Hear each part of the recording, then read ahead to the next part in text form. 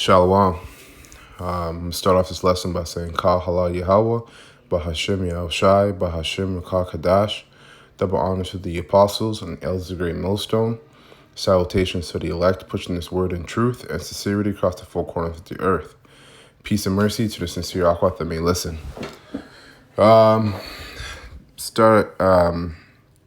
See this news article here, Daily News. I came across this about a couple days ago. I wanted to do a quick lesson on this, okay? You can see the headlines. It says, beloved royal is gone at 99. Brilliant but troubled musician dies at 50. And I thought this was indicative of many things, but one thing that came to my mind was the parable of the rich and the poor man, okay? Because Prince Henry, right? Prince Philip, okay? He's gonna wake up into slavery, okay? When he gets reincarnated, he's gonna be reincarnated in slavery, where DMX is gonna come back in the kingdom as a prince, okay? As a prince in royalty, all right? Because he's an Israelite. Yes, he was a 2/3, but he's gonna come back in his right mind because that's a part of the new covenant. Okay, the laws statutes, and commandments are gonna be in our inward parts. So it's gonna be nature. Okay, because we're gonna have new flesh. Okay, we're gonna have new bodies, righteous bodies. So, anyways, I thought this article was indicative of that parable of the rich and the poor man. So I'm gonna go into that, and Lord willing, this lesson is edifying. So Luke 16:19. Okay, and it says, there was a certain rich man which was clothed in purple and fine linen, and fared sumptuously every day. And purple, if you don't know, is the color of royalty, okay? And it says, and there was a certain beggar named Lazarus, which was laid at his gate full of sores. Now, the rich man represents Esau, Edom, okay? Because they're the ones ruling right now, right? Because this is their rulership, this is their kingdom. Okay, and Lazarus, the beggar, represents Israel, because it goes back to the curses that we shall be the tail and he shall be the head, right? Let me get that real quick, just to back up my point.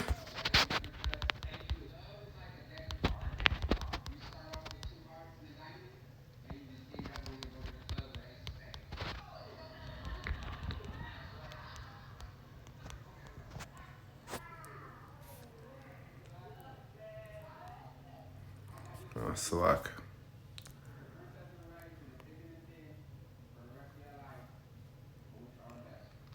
Go Deuteronomy 20:28 and 44. He shall lend. Let me go 43 here. Yeah, because the rich man represents, like I said, it represents Esau, Edom, and Lazarus, the beggar, represents us Israelites. Okay, you Negroes, Latinos, and North American Indians. It says, the stranger that is within thee shall get up above thee very high, and thou shalt come down very low. This is the curses pursuing to the slavery we would go into. Okay, going back to 1416, 1419, beginning of the 1419 or 1614, if I'm not mistaken. Talking about the transatlantic slave trade. Okay, but Deuteronomy 28 and 43, the stranger that is within thee shall get up above thee very high, and thou shalt come down very low. He shall lend to thee, and thou shall not lend to him. That's right, because we have nothing to lend to Esau but our own selves. That's why we were bought into or sold into slavery. Okay, that's all we had to offer was our own selves, because according to Esau, Esau sees us as cattle, okay, and sees us as merchandise. We're of his property, right? That's why you got your, we have our SIN numbers, we have your social, your SIN number, your license, okay, your birth certificate. All these are tags, basically, okay, of Esau's cattle, because just like they do with animals, man, they tag animals, right, that belong to certain farms, so that if they wander off, they're found and they're able to come back to the owner. That's how Esau treated us, and still is treating us. Okay, it says, "And he shall be the head, and thou shalt be the tail." Okay, so basically, in this captivity, okay, Esau's captivity, we go to him for everything. All right, so back to Luke 16 and 19 or 20. And there was a certain beggar named Lazarus, which was laid at his gate full of sores, and desiring to be fed with the crumbs which fell from the rich man's table. And that represents us getting, very little in everything that Esau reaped. Okay, all of Esau's substance, okay, that which he stole, okay, through war, okay, all those substance that he has stolen, which he's stolen from us, okay, we get nothing but the crumbs off of that, man. The crumbs off the table of the elites. All right, these universal incomes that's happening during this pandemic. All that's just nothing but crumbs, man. These higher up, like people like Jay-Z, these higher up rappers, hip hop stars, and all that. They're nothing but a welfare case in comparison to the super elite. Okay, the super elite, the wealth that they acquire is in the trillions. So anything we get from them is nothing but crumb. Believe that, it's crumb. Okay. It says, and it came to pass the beggar died, or slake, verse 21, and desiring to be fed with the crumbs which fell from the rich man's table. Moreover, the dogs came and licked his sores. The dogs represent the other nations, man. Because the other nations, we went into slavery, and we went under slavery, and we went into slavery under every nation, okay, in the heavens, on earth.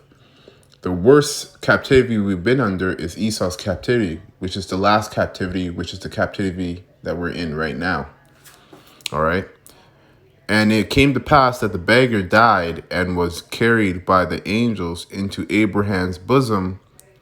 The rich man also died and was buried. And in hell he lifted up his eyes, being in torments, and seeth Abraham afar off, and Lazarus in his bosom. Right? What the bosom goes back into?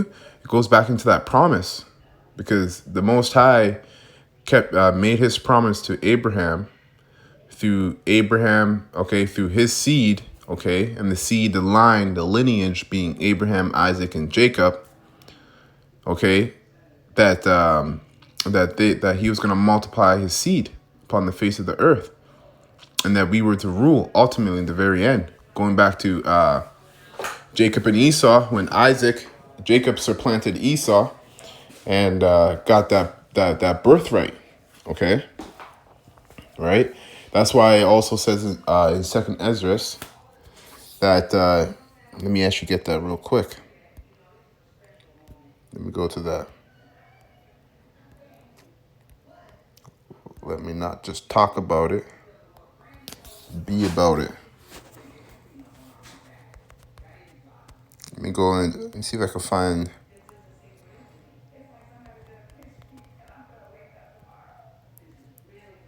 Bear with me one moment.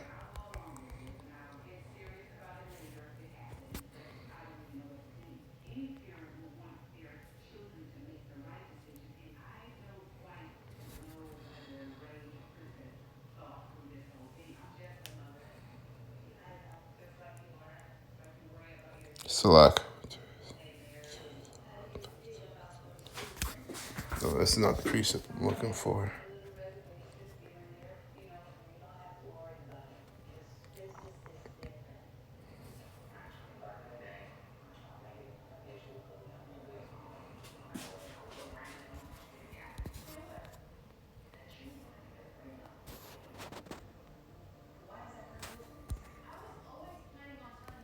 Salak. Bear with me. Okay. That's okay. The red precept I'm going to look up. It's just as good.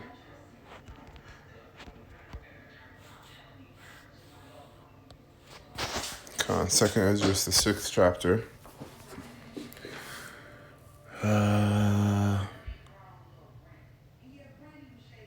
Khan.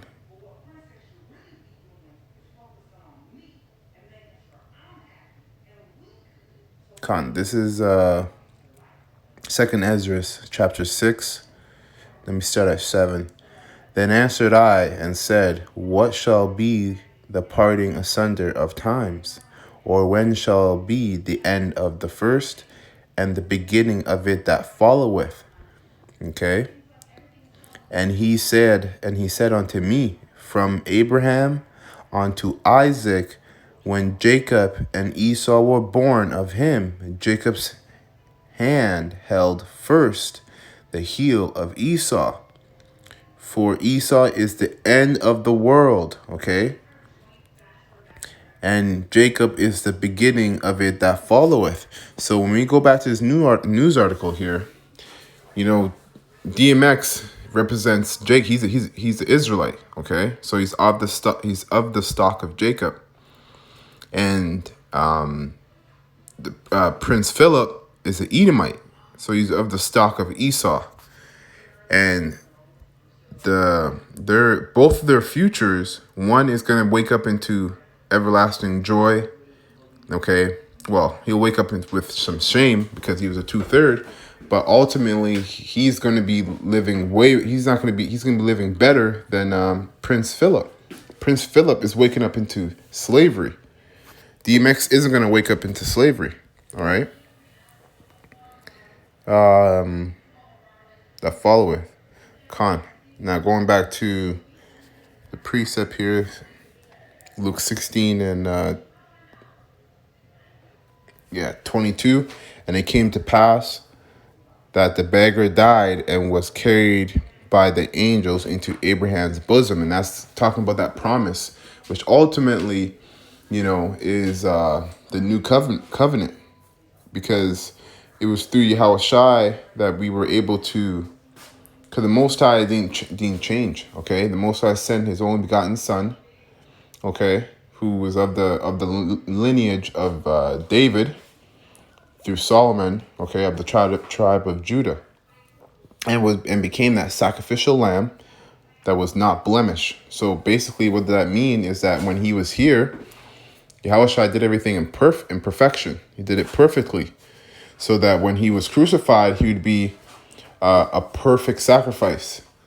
Okay, which is really is the ultimate mercy of Israel, because he died only for Israel's sake. But first the elect, the rest of Israel, the 2/3, are going to receive the promises in the kingdom. But they have to be destroyed first. Okay? You see? That's why DMX was taken out. Okay? But he's going to come back into the promises. Where King Philip was taken out as well, but he's going to come back into judgment, into his judgment, his curses, which is a part of his curses is being enslaved. Okay?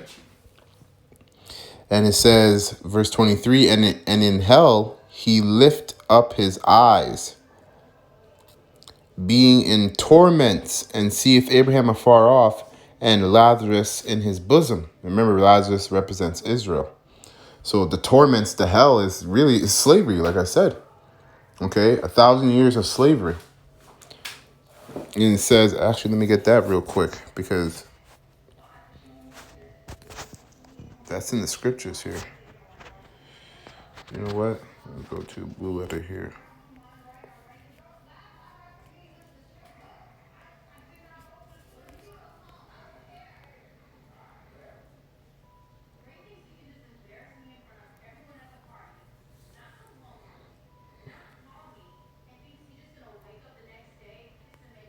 Let me start at this is Obadiah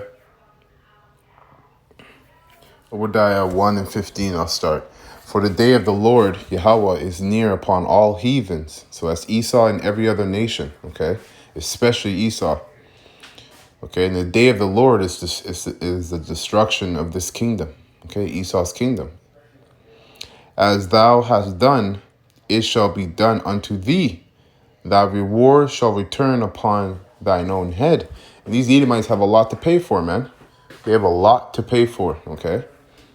For as ye have drunk upon my holy mountain, so shall all the heathen drink continually. Yea, they shall drink, and they shall swallow down, and they shall be as though they had not been. But upon Mount Zion, which is another name for Israel, shall be deliverance, and there shall be holiness, and the house of Jacob shall possess their possessions. And the house of Jacob, being Israel, shall be a fire, and the house of Joseph a flame. Okay, so that's talking about Judah, Ephraim, because the house of Joseph. It's talking about Ephraim. So that's like the northern tribe, and then you got Judah, the head of the southern tribe.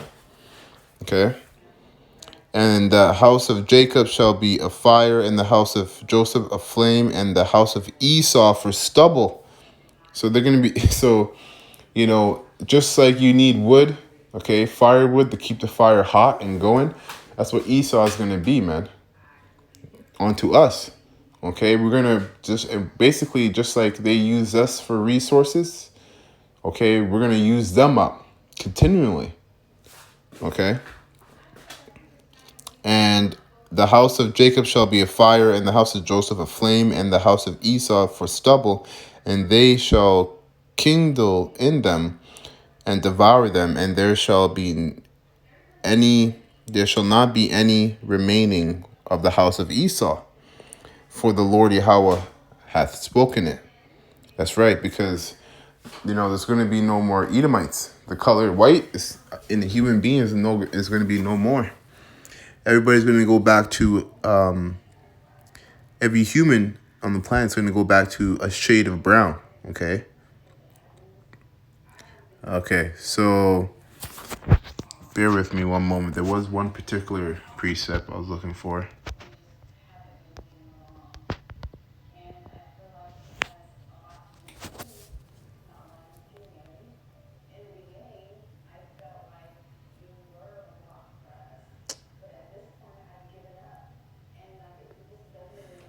No, slack. That wasn't the precept I was looking for. That's okay. Let me go back to what I was reading. Okay, so Luke 16 and let's go Luke 16 and 23. And in hell he lifted up his eyes, being in torment, and seeth Abraham afar off, and Lazarus in his bosom. And he cried and said, Father Abraham, have mercy on me, and send Lazarus, that he may dip the tip of his finger in water and cool my tongue, for I am tormented in this flames. So then we're not gonna take it easy. We're not gonna take it easy on Esau and the kingdom, man. We're gonna break their back. Okay, we're gonna break their back day in and day out. Okay, building up the kingdom, because they're gonna be our slaves, just like we were their slaves. They had no mercy on us, so we're gonna have no mercy on them. Okay, the scriptures say to do double unto her, right? Let me get that real quick, because that's also a prophecy. And we're getting close to that time, man. We're getting very close to that time.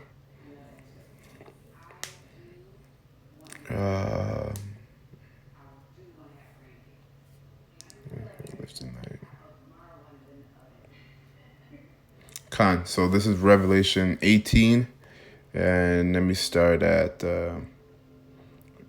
4. And I heard another voice from heaven saying, Come out of her, my people, that ye be not partakers of her sins. The her is talking about America, okay, which is the Mecca of Esau's rulership, okay, and his wickedness.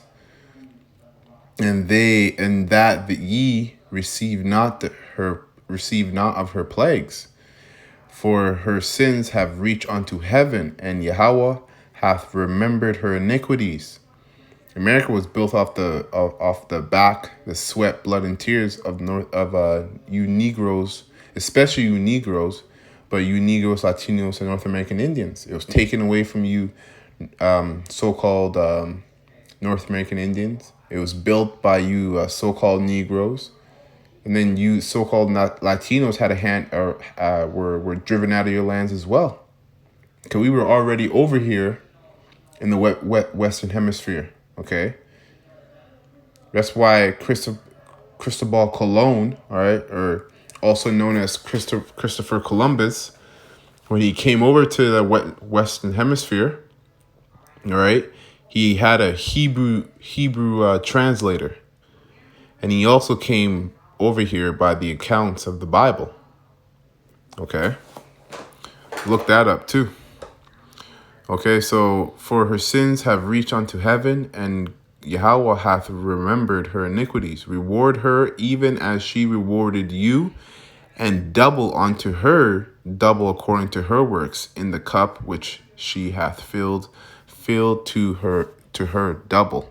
That's right, man. So they're gonna get it twice as bad as we had it when they put us into slavery. Verse 26, and beside all this, verse 25. And Abraham said, Son, remember that thou in thy lifetime receiveth thy good things, and likewise Lazarus evil things. But now he is comforted, and thou art tormented. And beside all this, between us and you there is a great gulf fixed, so that they which would pass from hence to you cannot, neither can they pass to us that would come from thence. That's right, because in the kingdom, like Esau's kingdom is the last rulership, but the kingdom of Israel, okay, which is going to be run by Yahushai, ultimately Yahushai, is going to be the last kingdom set up, right? And it's not going to change. We're not going to keep going back and forth between Esau's kingdom and Jacob's kingdom. You know, it's going to be once Esau's kingdom is destroyed, okay, Jacob's kingdom, okay, Yahushai's kingdom, which is Israel's kingdom by default, is going to be established forever and ever, man. Okay, and it says, verse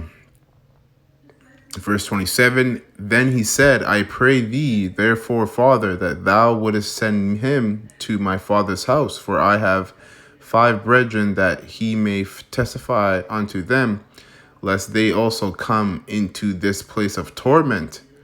Abraham saith unto him, they have Moses and the prophets, let them hear them. And he said, nay, Father Abraham, but if one went unto them from the dead, they will repent. And that's the thing, because in the day, we are listening, okay, by understanding these scriptures. These scriptures are written epistles of dead prophets, right? And the elect are being convinced by that alone. So it really doesn't matter. At the end of the day, you know, this truth is going to be out there for the elect, and in the ears of the elect, which have been